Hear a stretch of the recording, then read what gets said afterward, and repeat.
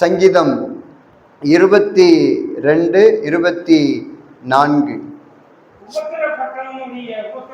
உபத்திரவப்பட்டவனுடைய உபத்திரவத்தை அவர் அற்பமாய் எண்ணாமலும் அருவருக்காமலும் தம்முடைய முகத்தை அவனுக்கு மறைக்காமலும் இருந்து தம்மை நோக்கி அவன் கூப்பிடுகையில் அவனை கேட்டருளினார்.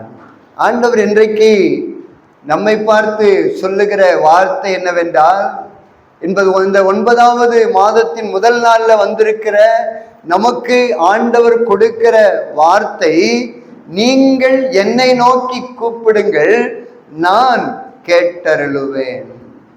நீங்கள் என்னை நோக்கி கூப்பிடுங்கள், நான் உங்களுடைய ஜெபத்தை கேட்பேன் என்று கர்த்தர் சொல்லுகிறார். இந்த இடத்துல உபத்திரவப்பட்டவர்களுடைய உபத்திரவ நேரத்துல ஆண்டவர் எப்படி செயல்படுகிறார் என்பதை குறித்து தெளிவாக ஆண்டவர் எழுதி வைத்திருக்கிறார். இன்னைக்கு உபத்திரவம் என்பது எல்லாருக்குமே வரும். உபத்திரவம் என்பது எல்லா கிறிஸ்தவ குடும்பத்துல காணப்படும். ஏன்னா இயேசு சொன்ன வார்த்தை, உங்களுக்கு உபத்திரவம் உண்டு. இந்த உலகத்துல உபத்திரவம் உண்டு என்று ஆண்டவர் சொல்லியிருக்கிறார். இன்னும் அப்போஸ்தலர்கள் சொல்லுகிறார்கள், நாம் அநேக உபத்திரவங்களின் வழியாக தேவனுடைய ராஜ்யத்திற்குள்ள பிரவேசிக்க வேண்டும். உபத்திரவம் என்பது ஆண்டவருடைய பிள்ளைகளாகி நம்முடைய வாழ்க்கையில வந்து கொண்டே இருக்கும்.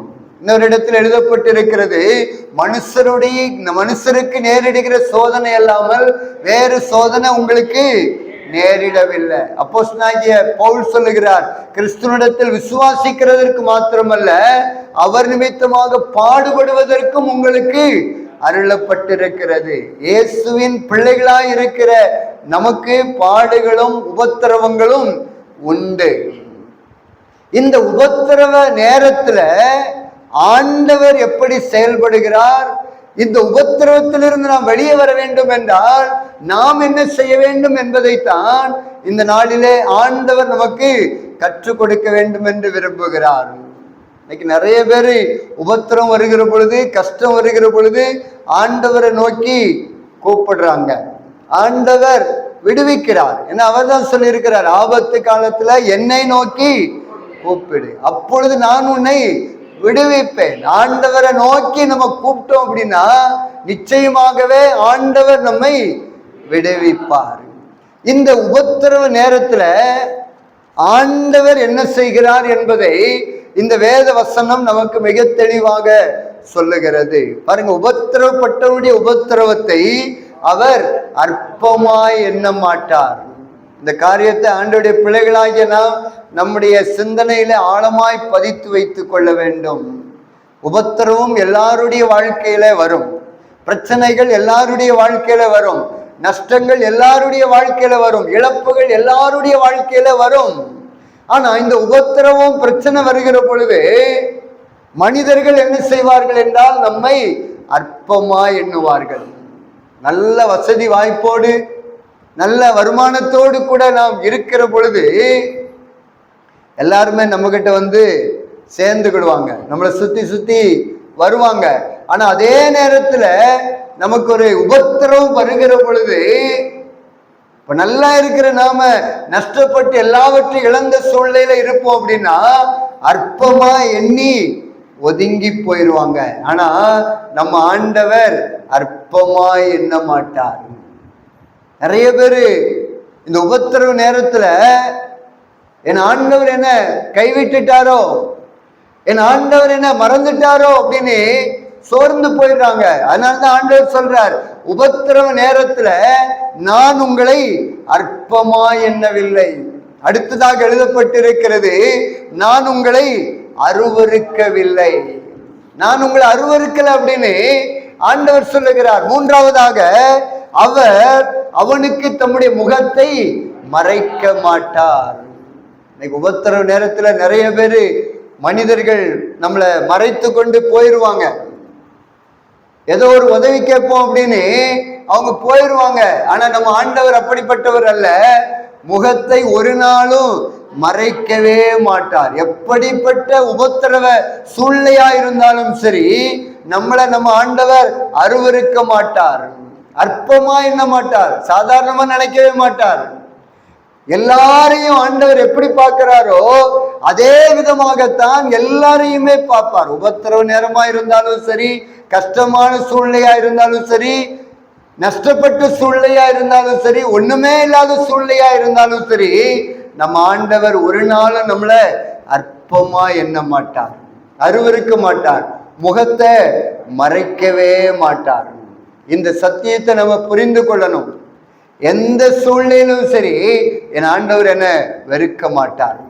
எந்த சூழ்நிலையிலும் சரி, என் ஆண்டவர் என்ன தள்ளிவிட மாட்டார். அவரிடத்தில் வருகிறவர்களை நான் புறம்பே தள்ளுவதில்லை என்று எழுதப்பட்டிருக்கிறது. என்னிடத்தில் வருகிறவர்களை நான் புறம்பே தள்ள மாட்டேன்னு ஆண்டவர் சொல்றார். ஆகையினால நம்ம ஆண்டவர் ரொம்ப ரொம்ப நல்லவர். அவர் ஒரு நாளும் நம்மளை புறம்பே தள்ள மாட்டார், அருவருக்க மாட்டார், அற்பமா எண்ண மாட்டார், முகத்தை மறைக்கவே மாட்டார். ஆனா மனிதர்கள் அதற்கு நேர் எதிரானவர்கள். அதனால்தான் ஆண்டவர் சொல்றார், நாசியிலே சுவாசம் உள்ள எந்த மனுஷனையும் நம்பாதிருங்கள். யாரா இருந்தாலும் சரி, கணவனை கூட நம்ப கூடாதுன்னு தான் அர்த்தம், மனைவியை கூட நம்ப கூடாது அப்படின்னு தான் அர்த்தம். ஏன்னா ஆண்டவர் சொல்றார், நாசியிலே சுவாசம் உள்ள. உங்க கணவருக்கு சுவாசம் இருக்குதா? இருக்குது. அப்படின்னா நம்ப கூடாது. உங்க மனைவிக்கு சுவாசம் இருக்குதா? இருக்குது. அப்படின்னா என்ன ஆண்டவர் சொல்றாரு? நம்ப கூடாது. உங்க பிள்ளைகளுக்கு சுவாசம் இருக்குதா? இருக்குது. நம்ப கூடாது. பிள்ளைகள் அப்பா அம்மாவுக்கு சுவாசம் இருக்குதா? இருக்குது. நம்ப கூடாது. ஆண்டவர் சொல்றார், நாசியிலே சுவாசம் உள்ள எந்த மனுஷனையும் நம்ப கூடாது. ஆனா நம்ம என்ன பண்ணணும் அப்படின்னா, கர்த்தர் மேல் பற்றுதலா இருக்க வேண்டும். கர்த்தரை மட்டும்தான் நம்ம நம்பணும். ஏன் அப்படின்னா, உபத்திரவ நேரத்துல நம்மளை அருவருக்காதவர் நம்முடைய ஆண்டவராகிய இயேசு கிறிஸ்து. நம்மளை அற்பமா எண்ணாதவர்கள் நம்ம ஆண்டவராகிய இயேசு கிறிஸ்து. நமக்கு அவருடைய முகத்தை மறைக்காமல் இருக்கிறவர் நம்ம ஆண்டவர். அதனாலதான் என்னைய மாத்திரம் நம்புங்க அப்படின்னு ஆண்டவர் சொல்றார். நல்லா இருக்கும்போது மனுஷன் நம்ம கூடவே இருப்பாங்க. ஆனா ஒண்ணுமே இல்லாத சூழ்நிலை வரட்டும், அப்பதான் மனுஷனுடைய சுபாவங்கள் தெரியும். யாரு நம்ம கூட இருக்கிறா, யாரு நம்மளை விட்டு தூர போறா, யாரு நம்ம வரும்போது அப்படியே ஒதுங்கி போறாங்க அப்படிங்கிறது தெரியும். பாருங்க, ஆண்டவர் சொல்றாரு, உபத்திரவ நேரத்துல நான் உங்க கூட இருக்கிறேன். அதனால்தான் ஆண்டவர் பரமேறுகிற பொழுது சொன்னார், இதோ உலகத்தின் முடிவு பரியந்தம் சகல நாட்களிலும் நான் உங்களோடு கூட இருப்பேன். தாவீது சொல்றார், மரண பரியந்தம் கர்த்தர் என்னை நடத்துவார். நம்ம ஆண்டவர் மரண பரியந்தம் நடத்துகிறவர். வியாதிப்பட்ட சூழ்நிலையில நம்மளை நடத்துவார், நஷ்டப்பட்ட சூழ்நிலையில நம்மளை நடத்துவார், ஒண்ணுமே இல்லாத சூழ்நிலையில நம்ம ஆண்டவர் நம்மளை நடத்துவார். அதனால நம்ம நம்பிக்கை கர்த்தர் மேல இருக்கணும். மனுஷனை நம்புவதை பார்க்கிலும் கர்த்தர் மேல் பற்றுதலாயிருப்பதே நலம் என்று எழுதப்பட்டிருக்கிறது. நாசியில சுவாசம் உள்ள எந்த மனுஷனையும் நம்பாதீர்கள். இயேசு சொல்றார், மனிதர்களுக்கு எச்சரிக்கையா இருங்க, ரொம்ப நம்ம ஜாக்கிரதையா இருக்கணும் அப்படின்னு ஆண்டவர் சொல்றார். நம்ம யாரையுமே நம்பி இருக்க கூடாது. நம்ம நம்பிக்கை கர்த்தர் மேல இருக்கும் என்றால் கர்த்தர் நமக்கு சகல விதங்களிலேயும் உதவி செய்வார். ஒரு நாளும் ஆண்டவர் நம்மளை கைவிடவே மாட்டார். பாருங்க, உபத்திரவ நேரத்துல நாம் என்ன செய்ய வேண்டும் என்றால், ஆண்டவரை நோக்கி நம்ம கூப்பிடணும். ஆண்டவரை நோக்கி கூப்பிட்டு வெற்றி பெற்றவர்கள் ஏராளமான பேர் வேதத்தில் இருக்கிறார்கள். அதுல ஒரு சில காரியங்களை மாத்திரம் சொல்லி வேகமாய் நான் கடந்து போக வேண்டும் என்று விரும்புகிறேன். 2 சாமுவேலின் புஸ்தகம் 15ஆம் அதிகாரத்துல தாவீதை குறித்து ஆண்டவர் எழுதி வைத்திருக்கிறார். 2 சாமுவேல் 15ஆம் அதிகாரம் 30வது வசனத்தை வாசிக்கிற பொழுது, தாவீது தன் முகத்தை மூடி வெறுங்காலால் நடந்து அழுது கொண்டு ஒலிவ மலையின் மேல் ஏறி போனான்.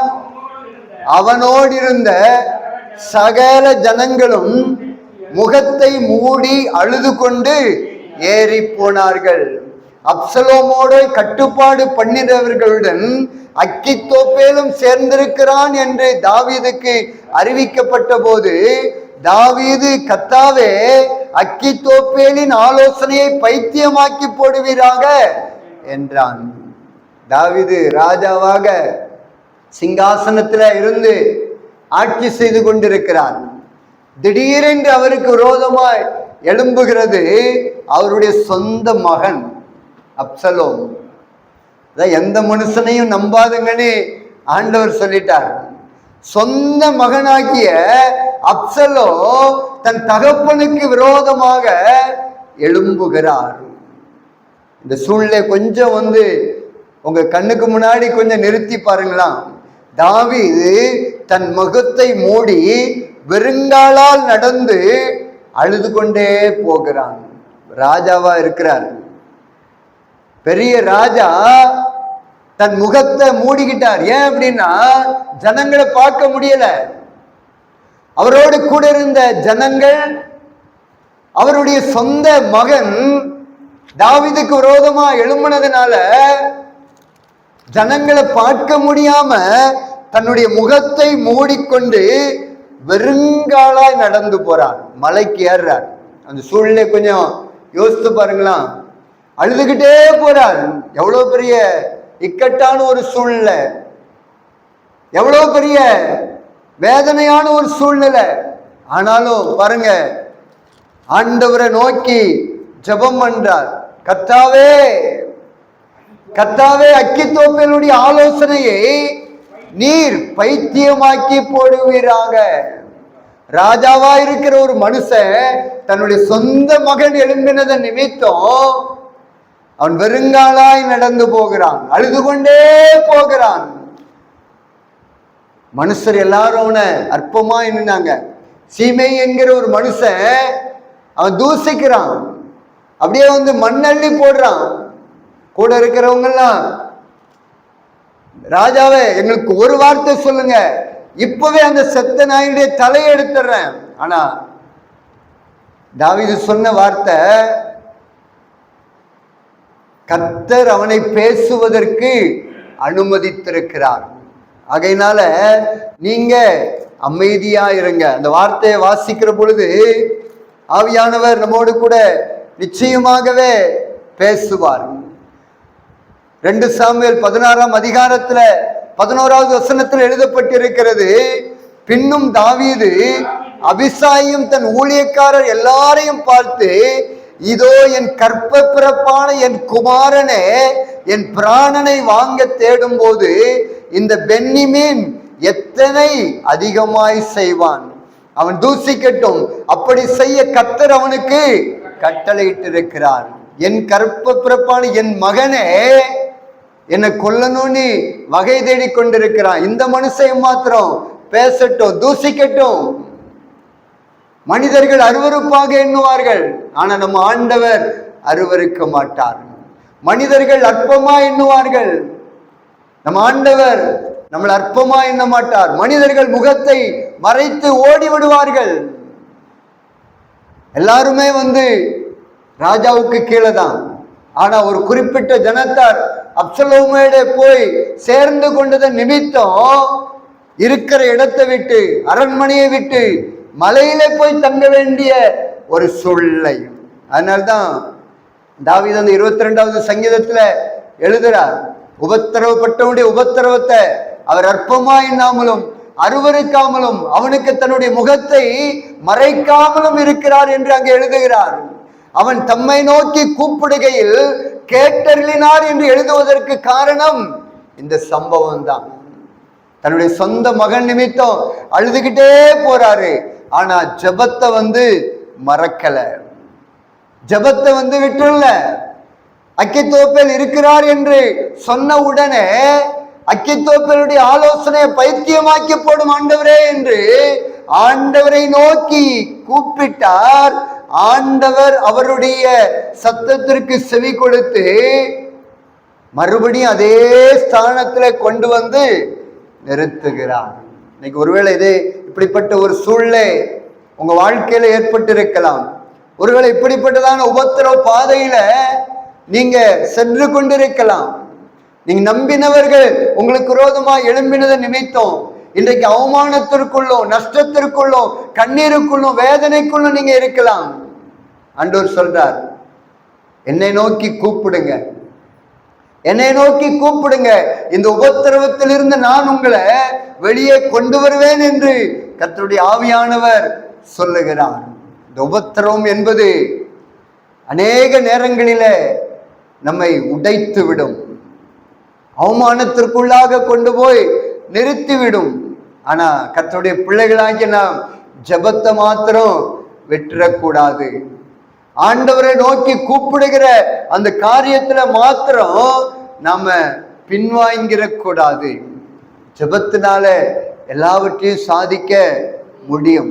இந்த மூளையினால முடியாதது முழங்கால் ஜெபத்தினால முடியும். எல்லாவற்றையுமே சாதிக்க முடியும். தாவீது ராஜா மறுபடியும் ராஜாவாக சிங்காசனத்தில் அமர்வதற்கு காரணம் என்னவென்றால் ஜெபம்தான். ஆண்டோடைய சமூகத்துல ஜெபம் பண்ணுகிறார். இன்னும் நீங்க சங்கீதம் 3 பார்ப்பீர்கள் என்றால் அங்கே ஒரு சங்கீதத்தையே எழுதுகிறார், ஒரு பாட்டையே எழுதுகிறார். சங்கீதம் 3 அந்த ஆரம்பிக்கிற பொழுது எழுதப்பட்டிருக்கிறது, தாவீது தன் குமாரன் அப்சலோமுக்கு தப்பி ஓடுகையில் பாடின சங்கீதம். தன்னுடைய குமாரனுக்கு தப்பி ஓடுகிற பொழுது அவர் கர்த்தரை நோக்கி பாடுகிறார், ஜெபம் பண்ணுகிறார். அந்த பாடலில் எழுதப்பட்டிருக்கிறது 4வது வார்த்தை, நான் கர்த்தரை நோக்கி சத்தமிட்டு கூப்பிட்டேன், அவர் தமது பரிசுத்த பர்வதத்தில் இருந்து எனக்கு செவி கொடுத்தார். எந்த சூழ்நிலையில கர்த்தரை நோக்கி கூப்பிட்டார் அப்படின்னா, தன் சொந்த மகனாகி அப்சலோம் நிமித்தம் ஊரை விட்டே போகிற பொழுது கர்த்தரை நோக்கி கூப்பிட்டார். அந்த கூப்பிடுதலின் சத்தத்தை ஆண்டவர் கேட்டார்.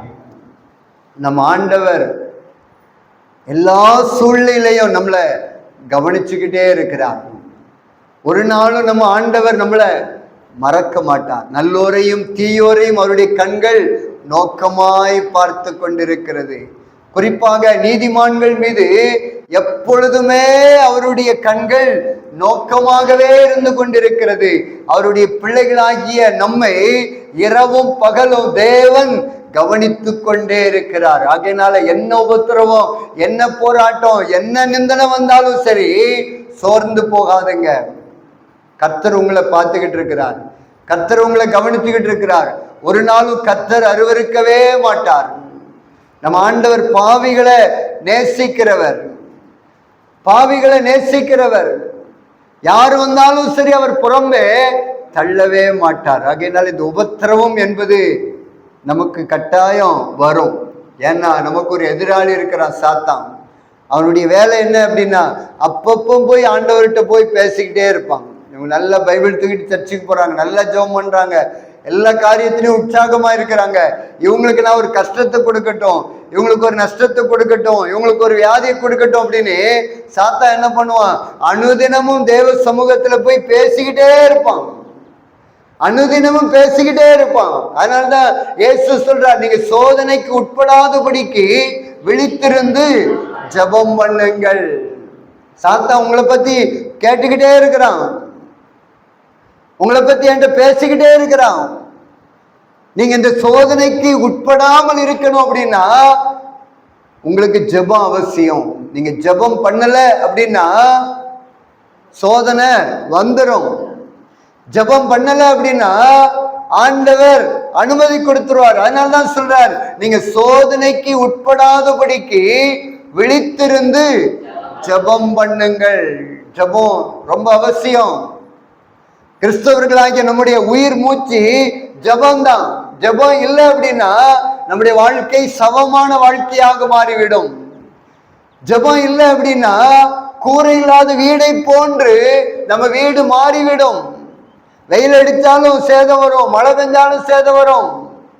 இன்னைக்கு ஜெபம் தான் நமக்கு பாதுகாப்பு. அதுல குறிப்பாக உபத்திரவ நேரத்துல பிரச்சனை வருது அப்படின்னா உடனே நீங்க ஜெபம் பண்ணுங்க. ஜெபத்தினாலே சாதிக்க முடியும். சோர்ந்து போகக்கூடாது. பிரச்சனை எல்லார் வீட்லயுமே வரும், போராட்டங்கள் எல்லார் வீட்டிலுமே வரும். ஆனா இவைகளை நாம் மேற்கொள்ள வேண்டும். அதனால்தான் இயேசு சொல்றார், திடன் கொள்ளுங்கள், நான் உலகத்தை ஜெயித்திருக்கிறேன். உலகத்தை நான் ஜெயித்திருக்கிறேன். உலகத்தை ஜெயித்த இயேசு நம்ம கூட இருக்கிறார். ஆகையினால எந்த காரியமா இருந்தாலும் சரி, நம்ம சோர்ந்து போகக்கூடாது. தாவீதை பாருங்க, சொந்த மகன் நிமித்தமா வெறுங்காலாக செருப்பு கூட போடாம அழுதுகிட்டே போறான். அப்படின்னா அவனுடைய நிலைமை எப்படி இருக்கு கொஞ்சம் பாருங்க. என் பிள்ளைய நான் எப்படிலாம் வளர்த்தேன், ஆனா என் பிள்ளை இப்படி என்னை அலைய விட்டுட்டே அப்படின்னு அவன் இருதயத்துல எவ்வளோ வேதனைப்பட்டிருப்பான். ஆனாலும் அவன் தன்னை திடப்படுத்தி கொண்டு, எனக்கு துணை கர்த்தர் தான், என் ஆண்டவர் மாத்திரம்தான் என்ன மரண பரியந்தம் நடத்த முடியும் அப்படின்னு ஆண்டவரை நோக்கி கூப்பிட்டான். ஆண்டவர் அவனுக்கு விடுதலை கொடுத்தார். அதே இடத்துல மறுபடியும் கொண்டு போய் அமர வைத்தார். யோபுவை குறித்து உங்களுக்கு சொல்லனே தேவையில்லை, எல்லாத்தையுமே இழந்துட்டான். உரு தெரியாமல் உட்கார்ந்து இருக்கிறான். அந்த ஒரு வசனத்தை மாத்திரம் வாசிக்கலாமா? ரொம்ப யோபுவை குறித்து ஆழமாய் சிந்திப்பதற்காக ஆண்டவர் எழுதி வைத்திருக்கிறார். யோபு 2ஆம் அதிகாரம் 12வது வசனத்தை வாசிக்கிற பொழுது, அவர்கள் தூரத்தில் வருகையில் தங்கள் கண்களை ஏறெடுத்து பார்த்த போது அவனை உரு தெரியாமல் சத்தமிட்டு அழுது அவரவர் தங்கள் சால்வையை கிழித்து வானத்தை பார்த்து தங்கள் தலைகள் மேல் புழுதியை தூற்றி கொண்டார்கள். பாருங்க, யோபு பார்க்கிறதுக்காக அவருடைய நண்பர்கள் வராங்க, உருவமே தெரியலையாம். செல்வ சீமான், கர்த்தருக்கு பயந்த ஒரு மனிதன், நீதிமான். அவனை குறித்து வேதம் சொல்லுகிறது, அவனை உரு தெரியாமல் சத்தமிட்டு அழுது அவரவர் தங்கள் சால்வையை கிழித்து வானத்தை பார்த்து தங்கள் தலையின் மேல் புழுதியை தூற்றி கொண்டார்கள். பார்க்க வந்தவங்க யோபுவை பார்த்து அவ்வளவு பரிதாபமா இருக்குது. அவங்க தலையில மண்ணலி போட்டுக்கிட்டாங்க. ஐயோ, எப்படிப்பட்ட ஒரு மனிதன், இன்னைக்கு இப்படிப்பட்ட சூழ்நிலை இருக்கிறாரே என்று. அடுத்து பாத்தீங்கன்னா 13வது வசனம், அவன் துக்கம் மகா கொடிய துக்கம் என்று கண்டு ஒருவரும் அவனோட ஒரு வார்த்தையும் பேசாமல் இரவு பகல் 7 நாள் அவனோட கூட தரையில உட்கார்ந்தார்கள். பாருங்க, 7 நாள் உட்கார்ந்து இருக்கிறாங்க, உருவம் தெரியல. ஆனா ஜெபத்தை மாத்திரம் யோபு விடவே இல்லை. ஆண்டவர்கிட்ட பேசிக்கிட்டே இருக்கிறார், ஆண்டவர்கிட்ட உறவாடிக்கிட்டே இருக்கிறார்.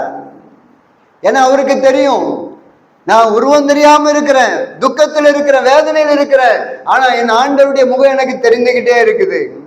என் ஆண்டவர் என்ன அருவருக்கல, என் ஆண்டவர் என்ன அற்பமா பேசல.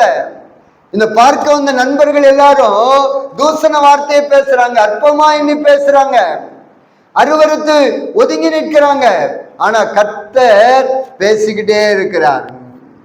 கடைசியில அந்த ஜெபம்தான் யோபுடைய சிறையிருப்பை மாற்றினது. யோபுடைய சிறையிருப்பு மாறுவதற்கு காரணம் ஜெபம்தான். அதனால உங்களுக்கு என்ன சூழ்நிலையா இருந்தாலும் சரி, ஜெபத்தை மாத்திரம் விட்டுறாதுங்க, ஜெபத்தை மாத்திரம் நீங்க விட்டுறாதுங்க.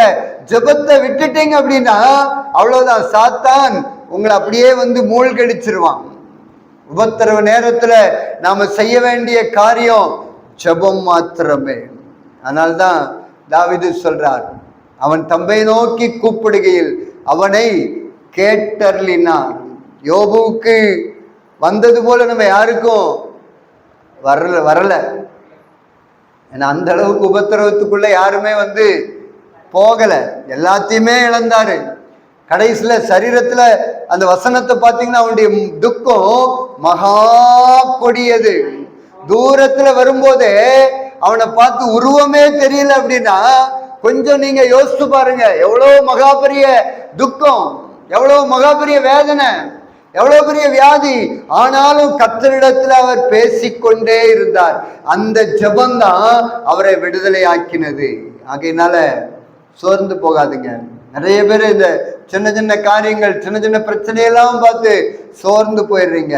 அதனால்தான் ஆவியானவர் இன்றைக்கு இந்த மாதத்தின் 1வது தேதியில உங்களோடு கூட அவர் பேசிக்கொண்டிருக்கிறார்.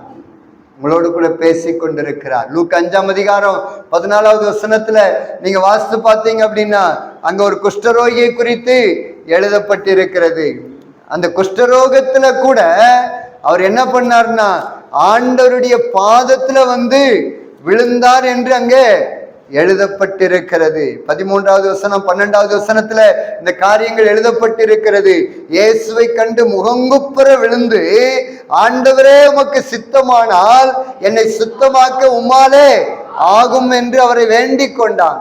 அவர் தமது கையை நீட்டி அவனை தொட்டு, எனக்கு சித்தம் உண்டு, சுத்தமாக என்றார். உடனே குஷ்டரோகம் அவனை விட்டு நீங்கி போய்விட்டது. அந்த நாட்கள்ல குஷ்டரோகிகள் அப்படின்னா ஊருக்குள்ளே வரக்கூடாது, ஊரை விட்டு ஒதுக்கி வச்சிருவாங்க. யாராவது அந்த வழியா போனா கூட அந்த குஷ்டரோகி உட்கார்ந்து தீட்டு தீட்டு யாரும் என் பக்கத்துல வராதுங்க நீ சொல்லணும். ஆனா இந்த குஷ்டரோகி என்ன பண்ணார் அப்படின்னா, இயேசு இந்த பட்டணத்துல இருக்கிறார் என்பதை அறிந்து போய் சாஷ்டாங்கமாய் அவருடைய பாதத்துல விழுந்துட்டார். முகங்குப்புற விழுந்து, ஆண்டவரே உமக்கு சித்தமானால் என்ன சுத்தமாக்கும், உங்களால முடியும். அவர் சொல்றாரு, என்ன சுத்தமாக்க உங்களால முடியும். இதுதான் விசுவாசம்.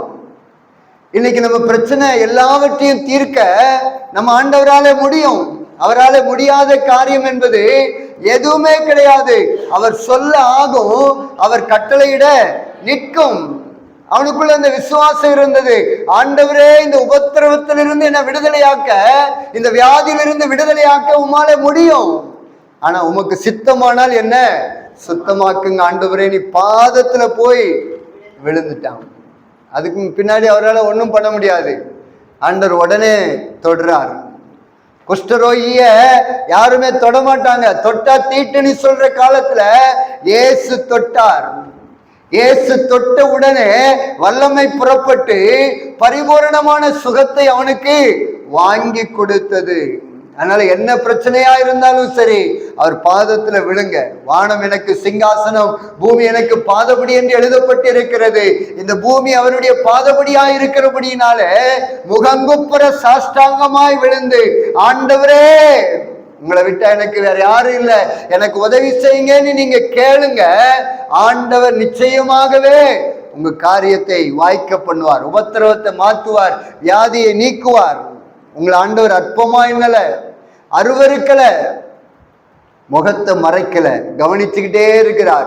எப்போ என்னுடைய பிள்ளைகள் உண்மையா என்னை நோக்கி கூப்பிடுவாங்க, எப்போ இந்த உபத்திரவ நேரத்துல என் பிள்ளைங்க என்னை நோக்கி கூப்பிடுவாங்க, நான் இவர்களை விடுவிக்கட்டும் என்று ஆண்டவர் ஆவலோடு கூட காத்து கொண்டிருக்கிறார். ஆகையினால இந்த குஷ்டரோகிகளை போல சாஷ்டாங்கமாய் விழுந்து ஆண்டவரிடத்துல கேளுங்க. எல்லாவித சகல உபத்திரவத்திலிருந்து உங்களை நிச்சயமாகவே நீக்குவார். அவரால் முடியாத காரியம் என்பது எதுவுமே கிடையாது. நேற்றைய தினத்துல எங்களுடைய உபவாச கூட்டத்துல ஒரு அக்கா ஒரு சாட்சி சொன்னாங்க.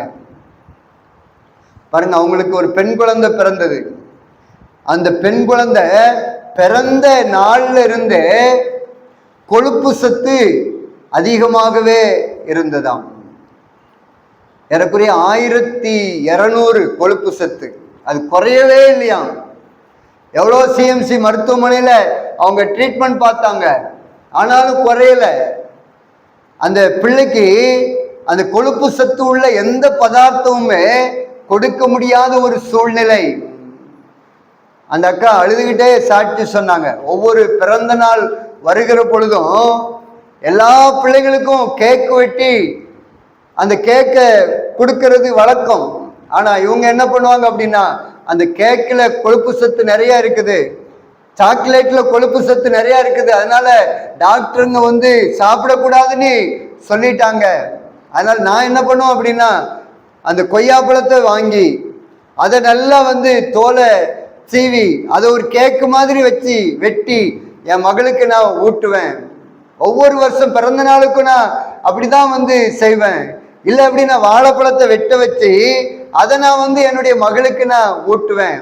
இப்படியே என்னுடைய மகளை 8 வயசு வரைக்கும் நான் வளர்த்துட்டு வந்துட்டேன். என் மக ஒவ்வொரு நாளும் கேட்பா, எல்லா பிள்ளைங்களும் சாக்லேட் சாப்பிடுது, எல்லா பிள்ளைங்களும் கேக்கு சாப்பிடுது, ஆனா என்னால சாப்பிட முடியலையே மம்மி அப்படின்னு என் மக ஒவ்வொரு நாளும் அழுவான். ஒரு நாள் என்கிட்ட அந்த காரியத்தை சொன்னாங்க. சொன்ன உடனே நான் சொன்னேன், ஜெபம் பண்ணுவோம், ஆண்டவர் நிச்சயமாகவே அற்புதம் செய்வார். அவங்க எங்களோடு கூட இணைந்து ஊழியத்துல கைப்பிரதி கொடுக்கிறதுக்கு போக ஆரம்பிச்சாங்க. கடந்த மாசத்துல அவங்க வீட்டுல ஒரு உபவாச கூட்டத்தை ஒழுங்கு பண்ணோம். பாருங்க, ஆண்டவருடைய சமூகத்துல எல்லாரும் அந்த காரியத்திற்காக ஊக்கமாக ஜெபித்தோம். நாங்க ஒரு 10 பேர் இணைந்து அந்த காரியத்திற்காக ஜெபித்தோம். பாருங்க, இந்த போன வாரத்துல அவங்க போய் மருத்துவமனையில டெஸ்ட் பண்ணி பார்த்தா 1200 இருந்த அந்த கொழுப்பு நார்மல் ஸ்டேஜுக்கு வந்து விட்டது. அல்லேலூயா, அல்லேலூயா. அவங்க சாட்சி சொன்னாங்க, 8 வருஷமா என் மகளால எதுவுமே சாப்பிட முடியாது, ஆனா இப்போ எல்லாத்தையுமே சாப்பிடுறா. அந்த கொழுப்பு சத்து இன்னைக்கு நார்மலாகவே இருக்கிறது. என் ஆண்டவர் பரிபூரண சுகத்தை கொடுத்தார் என்று சொல்லி ஆண்டவருடைய நாமத்தை மகிமைப்படுத்தினாங்க. நம்ம கர்த்தரால முடியாத காரியம் என்பது எதுவுமே கிடையாது, எதுவுமே கிடையாது. அவங்க ஒரு வார்த்தை சொன்னாங்க, நான் அந்த கைப்பிரதி ஊழியத்திற்கு போனோம் அப்படின்னு தீர்மானம் பண்ணி போக ஆரம்பிச்சேன். ஒவ்வொரு நாளும் நான் கைப்பிரதி எடுத்துட்டு போய் கொடுப்பேன். நான் அவருடைய வேலையை செஞ்சதுனால கர்த்தர் என்னுடைய மகளை சுகமாக்கினார் அப்படின்னு அவங்க சொல்லி கர்த்தருடைய நாமத்தை மகிமைப்படுத்தினாங்க. பாருங்க, இது உண்மை. நாம கர்த்தருக்கு ஏதாகிலும் செய்கிற பொழுது அவர் நமக்கு ஏதாகிலும் செய்வார். 8 வருஷமா ட்ரீட்மெண்ட், 8 வருஷமா மருந்து மாத்திரை, பயங்கரமான உபத்திரவமான ஒரு சூழ்நிலை. கொஞ்சம் யோசித்து பாருங்க, எல்லா பிள்ளைகளும் நல்லா சாப்பிடும், ஆனா அந்த பிள்ளைக்கு எதுவுமே கொடுக்க முடியாத ஒரு சூழ்நிலை. பாருங்க, இதெல்லாம் கர்த்தர் மாற்றினார். அவங்க தொடர்ந்து ஜெபித்து கொண்டே வந்தாங்க. நாங்கள் ஊக்கமாய் ஜெபம் பண்ணினோம். எல்லாருடைய ஜெபத்தையும் கேட்டு ஆண்டவர் அந்த மகளுக்கு பரிபூர்ண சுகத்தை கட்டளையிட்டார். நம்ம ஆண்டவராலே முடியாது என்பது எதுவுமே கிடையாது. அதனால ஆண்டவரை நோக்கி கூப்பிடுங்க, சாஷ்டாங்கமாய் அவர் பாதத்துல விழுந்துருங்க, அவருடைய பாதத்தை பிடிங்க. அவருடைய பாதத்தை தவிர வேற வழி நமக்கு கிடையாது. உபத்திரவ நேரத்துல அவரை மாத்திரம்தான் நோக்கி கூப்பிடணுமே தவிர வேற வழியே இல்லை. எசேக்கியேல் ராஜா அவ்வளவுதான், முடிஞ்சு போச்சுன்னு சொல்லிட்டாங்க. ஆனா அவர் ஒரு காரியத்தை பண்ணார், முகத்தை சுவர்புறமாய் திருப்பி கொண்டு கர்த்தரை நோக்கி கூப்பிட்டார். அது வரைக்கும் அவங்க மந்திரியை பார்த்துக்கிட்டு இருந்தார், பெரிய பெரிய மருத்துவர்களை பார்த்துக்கிட்டு இருந்தார். ஏன்னா ராஜா மருத்துவமனையில் இருக்கிறார் அப்படின்னா பெரிய பெரிய ஃபேமஸான மருத்துவர்கள்லாம் இருப்பாங்க, ஆனா ஒன்னும் பிரயோஜனம் இல்லை. மரணம் நெருங்கி விட்டது. கடைசியில இனி எனக்கு கர்த்தர் மாத்திரம்தான் துணை, கர்த்தரால மாத்திரம்தான் எனக்கு சுகம் கொடுக்க முடியும் என்று கர்த்தர் புறமாக திரும்பி கொண்டார். கர்த்தர் 15 வருஷம் ஆயுசு நாட்களை கூட்டி கொடுத்தார். அதனால நமக்கு துணை கர்த்தர் மாத்திரம்தான். ஆகையினால உபத்திரவ நேரத்துல நம்ம கர்த்தரை நோக்கி கூப்பிடணும். உபத்திரவ நேரத்துல ஊக்கமாய் கர்த்தரை நோக்கி கூப்பிடுவோம் அப்படின்னா நிச்சயமாகவே தேவன் நம்மை விடுவிப்பார். இந்த மாதத்தின் 1வது நாள்ல நமக்கு ஆண்டவர் கொடுக்கிற வார்த்தை, அவன் தம்மை நோக்கி கூப்பிடுகையில் அவனை கேட்டருளினார். ஆகையினால இன்றைக்கு ஆண்டவரை நோக்கி நீங்க கூப்பிடுங்க. ஆண்டவர் நிச்சயமாகவே உங்களுடைய எல்லாவித சகல காரியங்களையும் கேட்டருளி அதற்கு ஒரு ஆசீர்வாதத்தை கட்டளையிடுவான். நம்ம எல்லாரும் அப்படி நம்ம எழுந்து நிற்கலாமா? கடந்ததை நினைத்து கலங்காதே, நடந்ததை மறந்து விடு. கடந்ததை நினைத்து கலங்காதே, நடந்ததை மறந்து விடு. கர்த்தர் புதிய செய்திடுவார், இன்று நீ காண்பார். கர்த்தர் புதிய செய்திடுவார், இன்று நீ காண்பார். இன்று நீ காண்பார். கலங்கிடவே வேண்டாம், கலங்கிடவே வேண்டாம். கலங்கிடவே வேண்டாம், கலங்கிடவே வேண்டாம். நம் இயேசு கைவிட மாட்டார், நம் இயேசு கைவிட மாட்டார். நல்லதோ போராட்டம் போராடுவோம், விசுவாசம் காத்துக் கொள்வோம். நல்லதோ போராட்டம் போராடுவோம், விசுவாசம் காத்துக் கொள்வோம். நீதியின் கிரீடம் நமக்கு உண்டு, நேசர் வருகையும் தந்திடுவார். நீதியின் கிரீடம் நமக்கு உண்டு, நேசர் வருகை தந்திடுவார். நேசர் வருகை தந்திடுவார், நம் நேசர் வருகை தந்திடுவார். ராணிக்கு மேலாக சோதிக்கப்பட ஒரு நாளும் விடமாட்டார். ராணிக்கு மேலாக சோதிக்கப்பட ஒரு நாளும் விடமாட்டார். தாங்கிடும் பலன் தருவார், தப்பி செல்ல வழி செய்வார். தாங்கிடும் பலன் தருவார், தப்பி செல்ல வழி செய்வார். நீ தப்பி செல்ல வழி செய்வார், நீ தப்பி செல்ல வழி செய்வார். உங்கள் துக்கம் சந்தோஷமா மாறும், உங்கள் கவலைகள் கண்ணீர் எல்லாம் மறைந்து விடும். உங்கள் துக்கம் சந்தோஷமா மாறும், உங்கள் கவலைகள் கண்ணீர் எல்லாம் மறைந்து விடும். கலங்கிடவே வேண்டாம், கலங்கிடவே வேண்டாம். நம் இயேசு கைவிட மாட்டார், நம் இயேசு கைவிட மாட்டார். பரலோக தகப்பனே, இந்த உபத்திரவு நேரத்துல நீங்க எங்களை மறக்கலப்பா, நீங்களை எங்களுக்கு அற்பமா எங்களை அருவருக்கல, முகத்தை மறைக்கல. ஆண்டவரே நன்றி நன்றி நன்றி அப்பா, நன்றி அப்பா, நன்றி அப்பா, நன்றி அப்பா. அப்பா அந்த நேரத்துல உபத்திரவத்துல, பிரச்சனையில, போராட்டத்துல, கண்ணீர்ல, வேதனையில் இருக்கிற உங்க பிள்ளைகளுக்காக உங்க சமூகத்துல நிற்கிறப்பா. ஆண்டவர் ஒரு விசையாக உங்க பிள்ளைகளை பாருங்கப்பா. எவ்வளோ உபத்திரவம், எவ்வளோ பிரச்சனை, எவ்வளோ கண்ணீர், எவ்வளோ வேதனை, வெளியே சொல்ல முடியாத காரியங்கள் எல்லாம் உண்டுப்பா.